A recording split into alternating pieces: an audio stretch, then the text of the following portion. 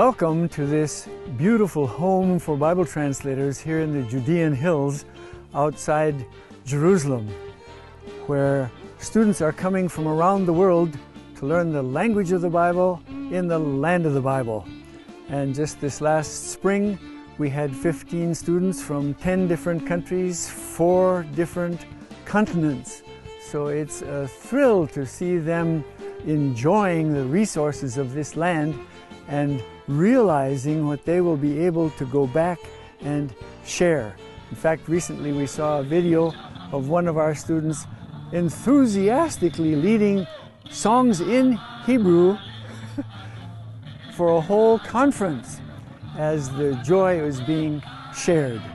And so today we'd like to take you for a brief tour of this building in anticipation of the group that's coming from French-speaking West Africa.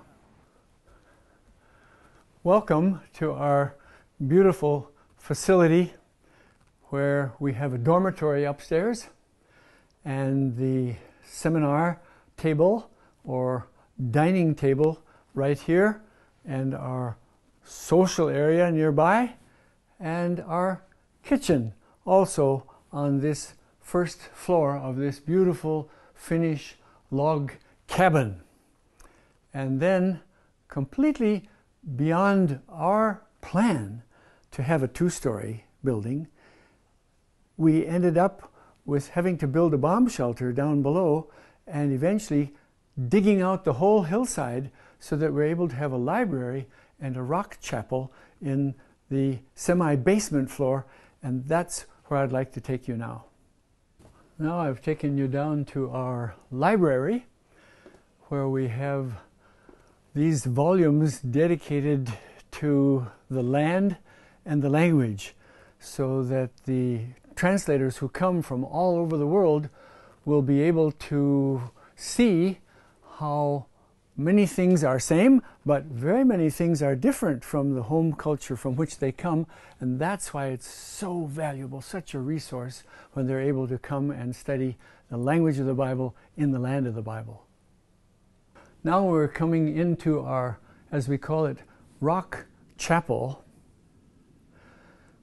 because we've seen that the water drainage is such that that whole rock wall stays dry, and we're able to leave the native bedrock limestone visible. And here is where our students of the class of 2018 did most of their studies here and at the Hebrew University.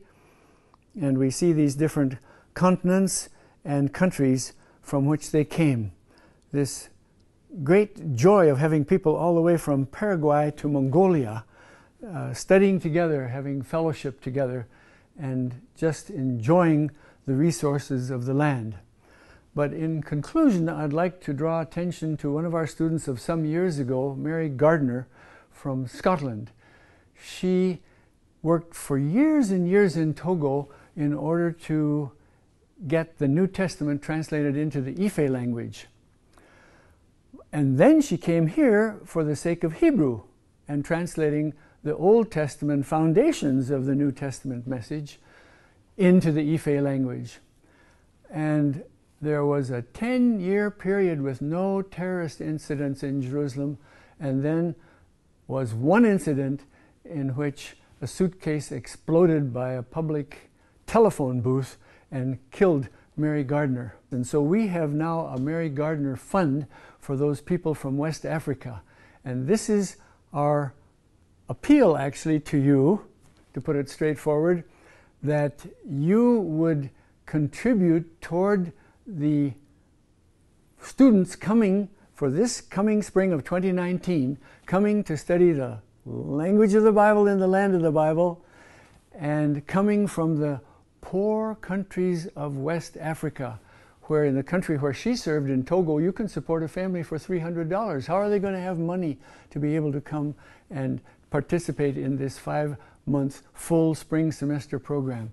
And so that's why we're turning to you, our beloved friends and supporters, to support these French-speaking West African Bible translators who have their visa confirmations and are in high anticipation of coming to enjoy the resources that are here.